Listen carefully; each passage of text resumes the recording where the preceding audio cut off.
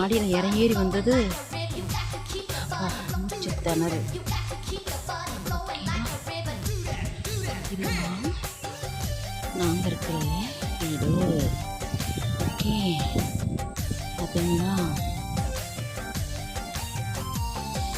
முல்லைப்பூ பல்லக்கு ஆடை சுமந்து